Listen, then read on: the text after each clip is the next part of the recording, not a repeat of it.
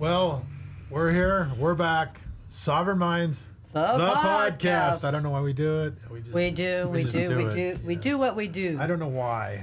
I'm having second thoughts about that. Today is April 24th, 2026. We're down here at the Epicenter of Freedom at Mountaintop Media. And we're podcast number 168. And the title is The New Sheriff is the Same as the Old Sheriff. Or maybe, is the new sheriff the same as the old sheriff? Or is the new sheriff...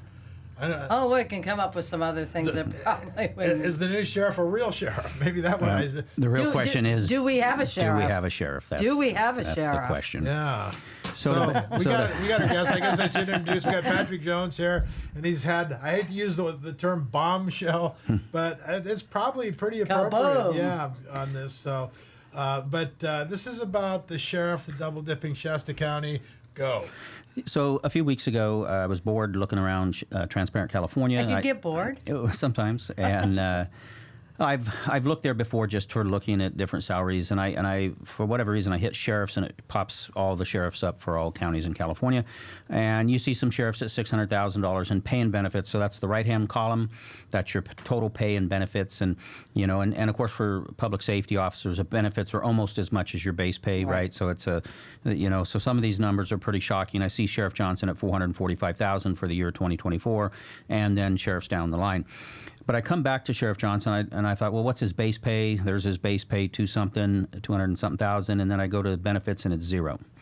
Well, 240,000 plus zero doesn't equal 445,000. Yeah, how do we get to that number? And so I thought, well, why is the benefit zero? That's not right. He's our sheriff. He's paying into CalPERS. So I look at 23 and it's zero. I look at 2022, it's 6,000. I said, well, that's wrong too. And 21 showed partial, a fair amount of benefits because, remember, he came in, he was appointed halfway through the year, so it wouldn't be a full year's, but it was closer to what it should have been. And so then I do a little more digging, and I find in 2017 on a Senate bill, trailer bill, no discussion whatsoever, they allow elected officials to come back in California and essentially double dip, and it's legal if you follow certain procedures, guidelines. And so I thought, how could that happen? How could this happen? And so I called Sheriff Johnson, and sure enough, he admits to the double dipping, and he says that it's legal. And I said, I just, I'm shocked, and I said the public should have been aware, and especially in your primary in 2022, and it looks like he started double dipping in 2022 before the primary election. So it was obvious. Explain the double dipping a little more. What is double dipping? So double dipping means he basically resigned in 2022, started receiving his CalPERS pension. So CalPERS sends him a check, and then he becomes, again, he's appointed by the Board of Supervisors to be sheriff and collects, he can go back now to unlimited hours under this new 2017 law. So he gets back on regular base pay and benefits or more, because unlimited hours now. Oh. So now he's not salaried, it's unlimited. And so that's where you get to the 400. So he's taking home in 2024 $445,000 a year. It's higher now. So it's roughly about $1 million every 2 years. So over this last 4 years, he's taking home $2 million in a 4-year period. The question here, though, is the board was not aware of this. The public was not aware of this. Not sure who inside government here knew about it. And what the rules are for separation with CalPERS is that separation requirements, you cannot retire midterm and continue serving in the same position unless you first resign. So which this he was did. so this was midterm. It was early 2022. So he resigned. Then it goes to the board. It's agendized, and the board either reappoints or not. Well, it didn't go to the board. And so he never got reappointed. That's the part that's been left out. So in essence, today, he isn't our sheriff. That's what this means. Now, he's been collecting the paycheck, and he wears the uniform, but I don't believe, and I called CalPERS and to confirm this, and they said, yes, he would have to, midterm, you have to resign, and that's risky because you can't have any prearranged agreement on this. It just has to be agendized, public discussion, public scrutiny, to know that you're going to double dip, because he didn't have to double dip. And in fact, thinking back in 2022, because we're the same age, and I knew he had 30 years had come up, and he had time he could retire. And I thought, well, good for him, he didn't. He didn't retire. Right. He's going to stay on and be sheriff. Good, we need that. Good. Well, unbeknownst to me, no, he did resign and started collecting CalPERS retirement and full pay. So How does he get reappointed and nobody knows? Well, he didn't get appointed. That was my question. That's the point. So how did he slip in there? How did he go ahead and get on He the just payroll? acted like he never never resigned. He's the board, the electeds, and of course then the public is completely in the dark. Now somebody had to know, and obviously the CEO at the time, Matt Pontus, had to know, and I suspect Matt Pontus had a prearranged agreement, which is what they say you cannot do. And I think that prearranged agreement came in 2021 when Eric McGreeny got votes of no confidence. Oh, right. And then Matt Pontus calls up Chief Johnson, gets him up to the third floor 3 times that we know of prior to his appointment, and probably explains to him, hey, if you come on as sheriff, you're going to get sheriff's pay. You'll be eligible to retire in a year. And with this new law, you're going to be taking home nearly $500,000 a year. Now, who wouldn't do that? And so I think Pontus informed him of this from the very beginning, is my suspicion. And of course, now that you've been aware of this, you're going to do it.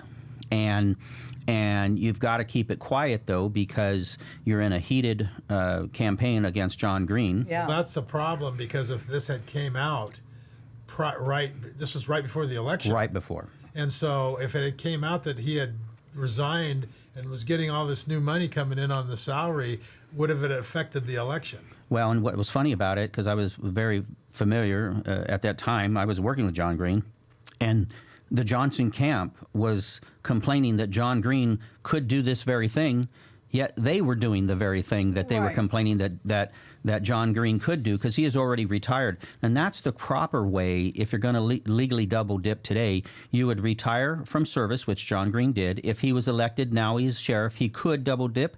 That would be legal, and the public would be aware of it.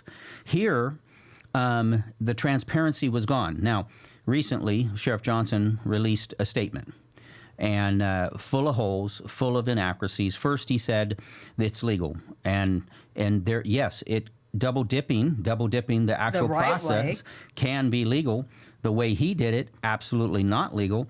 And he said it was transparent because he turns this information over to Transparent California. Well, as you know, that's a requirement by law. And we're not, the data is a year and a half old. Yeah, we right? haven't even got, it was 26, and we haven't even got the 24 So data in. he But why knew- wouldn't you let the public know? Right. So that Transparent is not telling Transparent California. Yeah. It's telling people. telling the people of Shasta County what you're doing in real time, so they can be informed right before an election. And so, being transparent, he is not. And then he says it's ethical. It's not ethical. The general public, before 2017. People that attempted this double dipping, a lot of them were brought up on felony charges and put in prison. We had police chiefs in California that were doing this, and it's not right. And the other big issue is that it puts huge pressure on CalPERS. CalPERS will tell you this is costing them a huge amount of money. Well, and CalPERS can't be doing all that well. Right. I mean, at some point in time, there is going to be a market crash. And the constant problem is constantly with public safety in your chiefs and sheriffs, because they're at the high level. Oh my God, I was looking at some of their And- salaries. and- It's Crazy. insane. And with the chiefs, their turnovers every 2 years, right? Basically almost all your captains are retiring chiefs. They get to be chief 2 years. You're chief. Barnard just announced today that he's He's retiring. He's been retiring. there less than 2 years, and so now we'll have 7 police chiefs on retirement, pulling down chiefs' retirement pay Well, for the city ready. we've talked about the defined benefits against what's the other word for not defined benefits, but Unfunded. no, it's not unfunded, but it's where you have a set schedule Right. of benefits. Where that's defined benefits. They have undefined benefits to where it just depends on what the market does. You Oh, see, right, yeah, and yeah. how much is contributed. So Well, and defined they- contributions. So and there's, this- right, there's and- defined benefits and defined contributions. That's what I was looking for. Well, and this so. just continues that problem, and that's another separate big problem. And it only hurts everybody that's on the CalPERS retirement system. It hurts everybody because during the next recession, which will come, you're going to start seeing defaults, right? And we've seen a couple of those, but We've seen them in the past, but it wasn't bad enough Right. to where it was systemic. I think the next round is probably going to be systemic, I believe. now we have another problem. Now that it's so. That's it? Oh, which is just one? So I was far. I was a little concerned. So I had confirmed it with the CEO. In fact, as soon as I got off the phone with Sheriff Johnson, the phone rang, and CEO Dave Rickert calls me within 20 minutes. So clearly, the sheriff calls Somebody's the CEO, talking to somebody. and the CEO calls me, and he goes, "I just want to make sure that you have all your information correct." And I said, "Well, I'm trying to piece it together here, Dave. We've been left out of the dark again here, and I'm pretty upset that this guy's taken home $500,000, and I didn't know about it, and the public didn't know about it." I said, "I don't think that's right," and I said, "I'll take a look and see about the legalities of it." And and so I was a little disappointed there with our CEO because he's somewhat defending Johnson's actions, and you can't defend this. Not informing the public here in Shasta County that you're taking home $500,000 a year. It's just not right.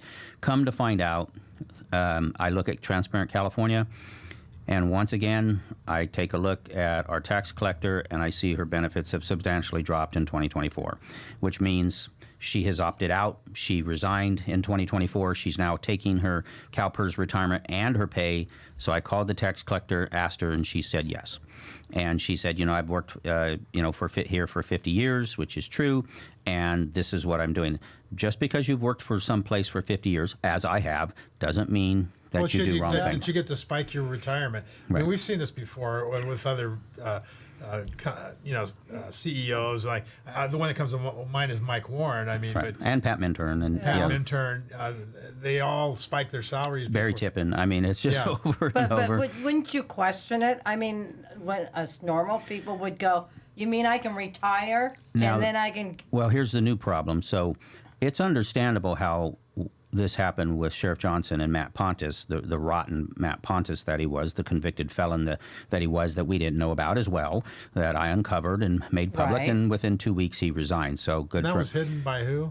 That was hidden by Leonard Modi and that crew, not letting the public know. No, again. And, there's no way that you could go through a recruitment process and knowing that that one of your applicants was a convicted felon, that would be kicked out well before you got down to your final crew.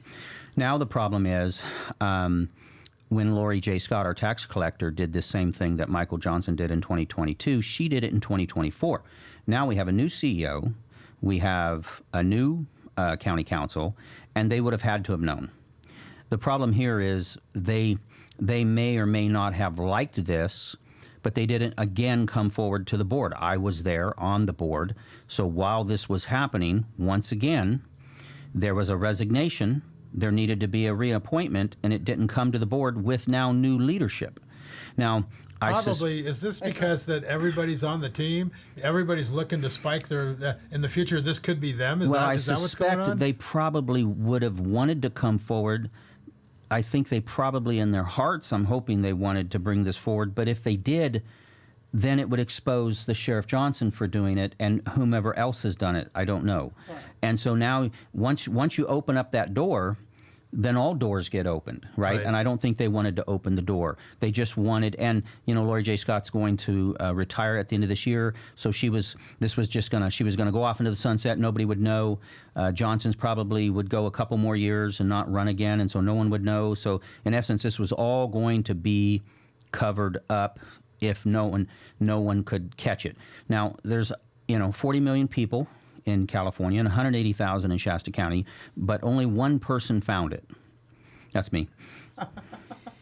And now why did God pick me to do this? Because this wasn't on my list to expose wrongdoing again within the county. Now we've been trying to clean that up. And we have had lots of resignations in county government, one firing, which was super, and so the process of particularly with the sheriff, what's so upsetting is that we hold our law enforcement to a high ethical standard, and this doesn't meet that. Whether he's ultimately found guilty, like I think he is guilty of not separating correctly, ethically this is not correct. You don't do this. If he was going to do it, there was a process, and you come forward. For example, the Shasta County Board of Supervisors, several board members came to me and wanted a raise. And I said, I really don't want to do it, but I'll put it on the agenda, right? Because then we inform the public and we take our licks for it, right? Right. And they can beat us up and unelect us or whatever, but it was made public that, hey, the board thinks they need a raise. They were one of the lowest paid supervisors in the entire state, and we had not had a raise in 22 years. And so I felt at that time, all right, let's talk about it. Even with the raise, the Shasta County Board of Supervisors is in the lower 1/3 of all counties for pay. At least now they have enough money that they can have it as a full-time job. And and some have said, well, this is no different than Alan Long. He's a retired police officer, and then he's collecting, supervisor pay. Yeah, but he was not a chief, so he's not getting chief's retirement, and he's getting supervisor pay, which is not chief's pay. Right. And it's a big difference, and it was known. And he's working for Right. him. And it's a different position. Right, it's a in the right. law, it says that it has to do with if you change positions. Right. This is a or different office. position, much Right. less money in both scenarios, and it was known. He wasn't hiding it. Everything with Sheriff Johnson was wrong. The way he did it, the hiding I'm of looking it. at Transparent California in 23 at the salaries, and I mean, it's insane what some of these guys are getting. I mean, $723,000 for the sheriff in San Francisco. I mean, okay, that's San Francisco, but we're up here in Shasta County here. Well, we got 130,000 voters, and how many people? 180,000 people or Yeah, whatever. and I never, when I was on city council, I never went to Transparent California. I didn't even know it existed. Now, the city for a long time would give us spreadsheets on every city employee, and it would show base pay, all the other pays, the benefits, and the final column. And then they stopped doing it because the public was shocked at all the ways you can add up pay and your total pay and costs. Right. And one of the most shocking things to me when we had those spreadsheets was when you go all the way down to the bottom, all 1,200 entries, you go down to janitor 2, the lowest paid people in city government. This was like 2007, right? Is $53,000 cost to the taxpayer. And I'm just looking at this. Wow. Okay, so I'm looking at Richie. I don't know how to pronounce his name. Ao Yang from San Francisco, senior chief deputy sheriff, or senior deputy sheriff. His regular pay is $160,000 and change. Right. His overtime pay I was is gonna say that. $400,000 and some change, and then his other pay $31,000. Total pay $580,000. Then he's got another $123,000 in benefits and another $20,000 in pension for a total of $723,000. How I would bet you dollars to donuts. How can you get $402,000 in overtime? well, And we- he's getting ready to retire. Well, I bet you he's we getting had a ready police to retire. officer. We have a police officer here in Reading that was because of overtime taking or total cost to the taxpayers around $600,000, and it's just bad governing when you. That means you need to cut out that overtime pay because it's hugely costly. You should hire another officer at that point, right? You should never have your employees take home that kind of overtime pay. Now, a little bit for police officers, because obviously when you're on a particular call, it's a homicide, you may have to go over an hour or two. We get that, but these obscene That's ones. more than an hour or two to get that kind of pay. My point is, when you wrap this all up together with the double dipping and the retirement and everything and the pay and blah, blah, blah, blah, blah, what you're going to get is what Margaret Thatcher said, was that sooner or later you're going to run out of other people's money. And I mean, it's got to happen. You can't continue this cycle. I guess you could just keep printing money at the federal level, but we're not at the federal level. Now, here's another interesting scenario. Now we know there is a process to double dip for electeds. We know that. If you follow it correctly, it's legal. If you don't, well, there may be legal issues for you. But now, could supervisors do this? Have past supervisors done this? I don't know. Have they opted out and from CalPERS started receiving their CalPERS if they're old enough and then taken the supervisor's pay? It opens up a whole series Yeah. of problems, and that's why I went to the board. I had already talked to several board members saying, hey, you guys need to talk. They didn't want to talk about it, right? It's right before an election. Well, everybody's in, and it's like, you can look from the outside in and you go, this is wrong. I mean, this is, if at the very least, immoral or unethical. And marginally illegal. But when you go inside and become a part of the machine, all of a sudden Right. your dog's in the hunt. Well, what was funny, I talked to two supervisors. One said this is bad, which it is. The other was almost defending the actions of the sheriff, which was kind of startling. You know, That is startling. to defend this. This is just wrong on every level. And again, it's upsetting to me because I was there through both of these situations, both in 2022 and 2024. And it's just that type of information that's withheld from us. We already know Ruben Cruz, our county counsel at the time, was withholding information from us. Matt Pontus was withholding a lot of Right. information from us. All kinds of people withholding, doing wrong things, court cases moving through court with no board authorization. That's the kind of rot that we had in Shasta County. And somebody asked me the other day, they said, with all that's going on in Shasta County, or all that has gone on in Shasta County, is it just Shasta County? And I'm No. thinking probably not. No. right? Probably not. We're in California for number one, and we're probably the most conservative place in California. And- and you think about that. So here's what drives me crazy. How is anybody going to be, or will anybody ever be held accountable for any of Well, this crap? there's Can a you- couple ways to do it, and so, in fact, we're looking right now at Shasta Unfiltered. They've done a great job covering this story and doing these podcasts. So that's the only way we're going to do it. There because is the alternative local media media is is not out going to there. do it. Oh, That's they'll spin true. it. They'll print Johnson's response saying it's legal, it's ethical, and it's transparent. All right, nothing to look at here, and not even talking about. He's taking home $500,000 a year. Yeah, they you know. kind of skip over that piece of it. And, And then when he uh, retires, And then you wonder how many more offices are doing this. and what's his pay going to be when he retires? Now, I can tell you that Sheriff Johnson was possibly the first sheriff to do this after the laws changed in 2017. As much as I can tell, he was the first one, followed closely by Ventura County Sheriff that did it right after him. However, he did it legally. He was a commander that was retired from the department. He won an election, became sheriff.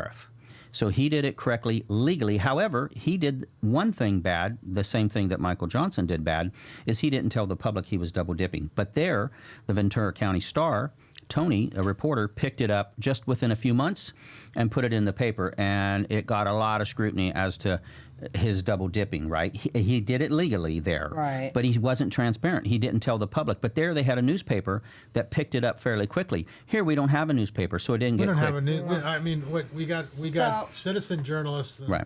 going on. You know, Shasta Unfiltered, but So go most back of- to the beginning of the podcast, our name or lack there. So is he sheriff? I mean, Right now, do without we have a sheriff? without the board, because he resigned, without the board reappointing him, I don't believe he Is legally is the our sheriff? legal sheriff. That's my point. So if we don't have a sheriff, where are we? Well, we have a sheriff, an acting sheriff. He's there. He's getting paid to be the sheriff. He's doing all the duties of the sheriff. But is he legally in that position according to all of the laws and rules? I don't know. Yeah, and same with the tax collector. And I'll give the tax collector a little slack, only a little, not a lot, because she did the same thing.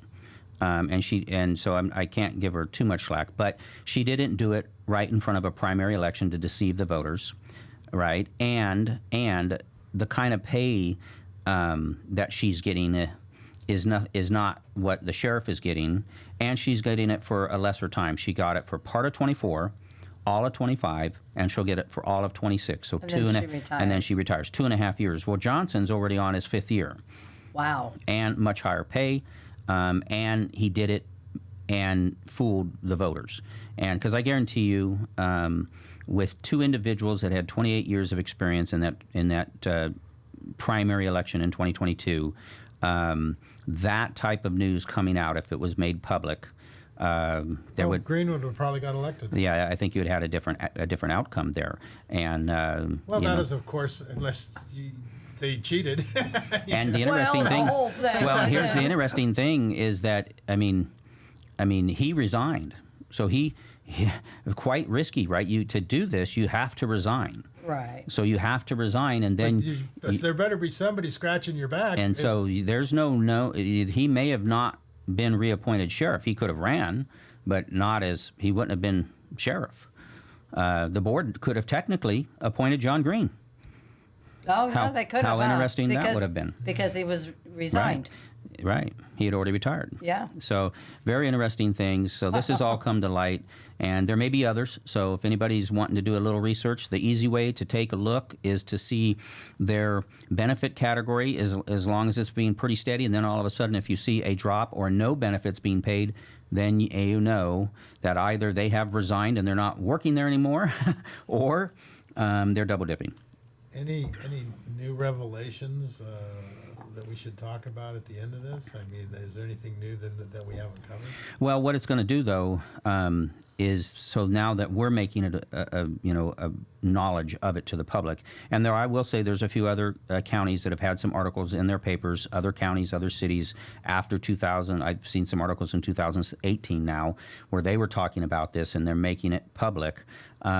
Most of the time, what it looks like is that once it's the knowledge is well known in a particular area, these electeds aren't doing it because there's heavy scrutiny, right? And so they're not gonna attempt to do it, right? Because the boards they're not gonna get reappointed, right? And so that's one of the good things is exposing this so that it doesn't happen. And hopefully we have the right leadership at the county within the bureaucracy side, which is your CEO and your county councils, that this kind of information comes to the board. Sooner or later, everybody's going to lose if they do this, because if you got this going across the board on the CalPERS, and it's going to drain the fund. It's not, you can't keep stoking this fund. Just a drop in the market, then it's not just going to be the CEOs and the sheriffs and the heads of these departments. It's going to be everybody, isn't it? Right now, if like a sheriff deputy, if he retires and then he wants to come back, you have a 180-day separation period. You're going to be called a retired annuitant. You can work 960 hours, which is less than part-time.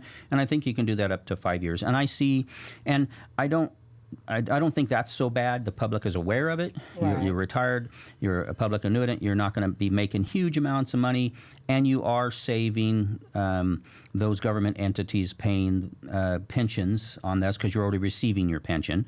It is eliminating a job for someone else. That's the bad part about retired annuitants, is that you're stripping somebody else from a job, and you've already retired. And I generally think in most of these cases, the retirement ages are too young because they're going back and getting work. So obviously they're not finished in work, right? I mean, if you're really hurt and banged up and beat up, I get it. But a lot of them are going on to other careers and other things. And, they're retiring at a young age. And it's really, and this CalPERS is a disaster. And it's been a disaster for 25 years. And it will get to a problem. And one day we will wake up and the CalPERS retirement system is going to fail, and people that thought they had a good retirement we're going to find out they don't, because don't have what's going to anything. happen is they're going to renegotiate it in a bankruptcy like we've seen in Vallejo. Well, when you or don't have Stockton enough people paying in for the people going out, and we've had some pretty good bloated governments, and if they continue to go that way, or if they actually start to thin down, which I think the economies and things are going to change, so it's going to be a real problem. Nobody really wants to fix it because it means you're going to have to pay more for your retirement, right? That's the bottom line. It isn't funded. You've got to fund it. If you want it, you have to fund it. Right. And they don't want to talk about it. Well, then it'll be a haircut, like I say. I mean, at some point in time, the negotiations are on the table. What they took I think in Vallejo was a 50% haircut on their retirements. Now, this will be for another podcast, but I'm starting to hear some news about some interesting things from our friends over at the Children's Legacy Center. So we will save that little tidbit for later, and we will talk about Kimberly Johnson and some of her next steps as to what she's doing here in Shasta County. No, I'm glad you brought that up. It seems to be a hot topic that's going around in these parts. Interesting that you brought that up. Yeah. So I guess that's it for today. Wow. Oh yeah, we could go on and on, but yeah, I don't know. it's great that it's being exposed. I mean, you would think that somewhere along the line that the collective morality of people would kind of wake up and go, "This is wrong. We need to do something different." Well, I think in small towns like Shasta, Redding, Shasta County, I think, and again, with no real reporters like we used to have 30, 40 years ago, I think people now think they can just get away with it. And what's the penalty? What's the? We need more. We need more Nick Shirleys. Yeah. And if you remember when we were out during recall days, there's people passed in the county that intimidated people, and they were afraid. Oh yeah. We come across that a lot. Well, I guess with that we'll go and we'll work on the next story and see how Stories, that goes. we've got a lot going on. Yeah. You never know. Government is not reason. It is not eloquence. It is force, and force like fire is a dangerous servant and a fearful master. Thanks Till for next coming time. in, Pat. We appreciate it. And, Thank you. See you on the flip.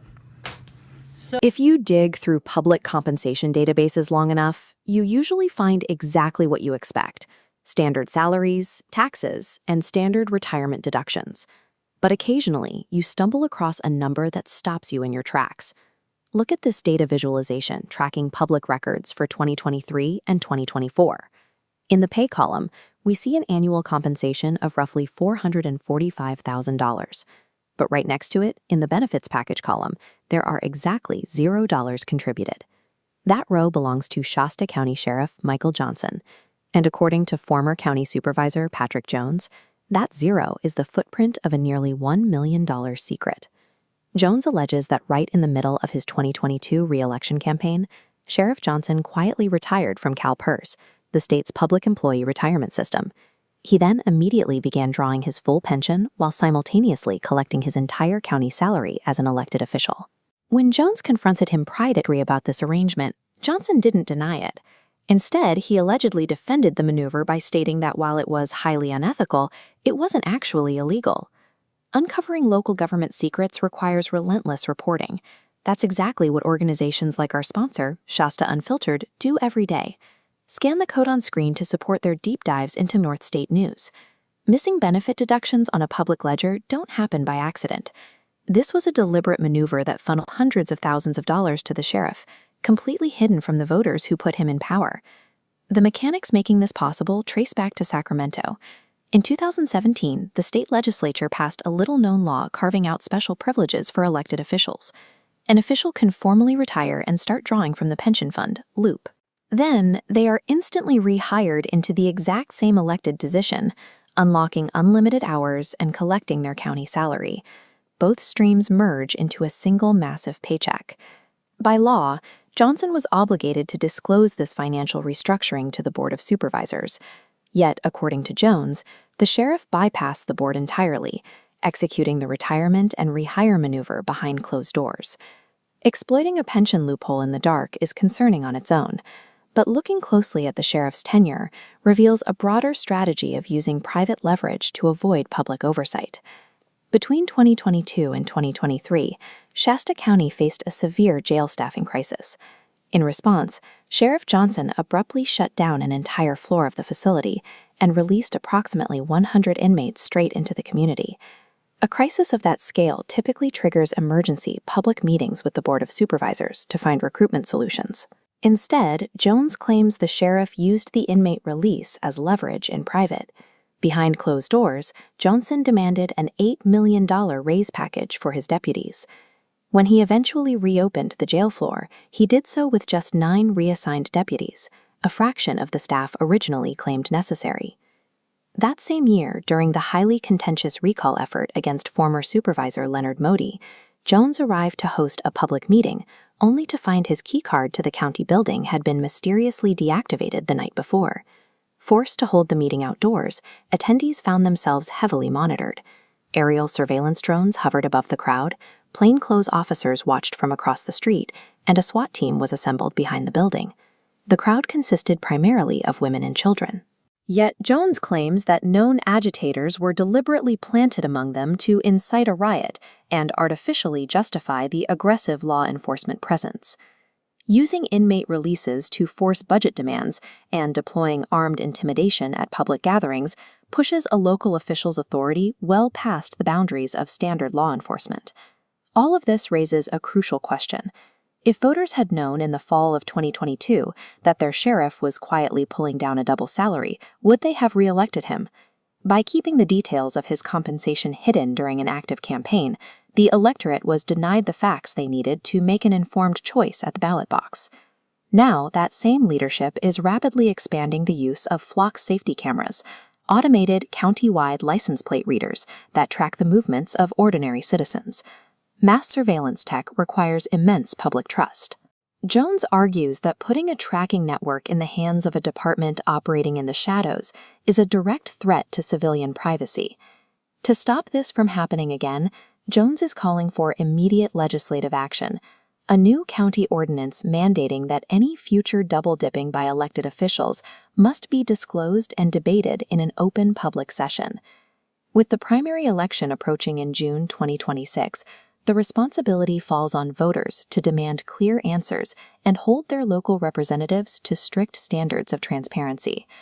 State loopholes may make it legal to pull $1 million quietly from the public purse, but it's an informed, vocal community that ultimately decides what kind of leadership they are willing to accept.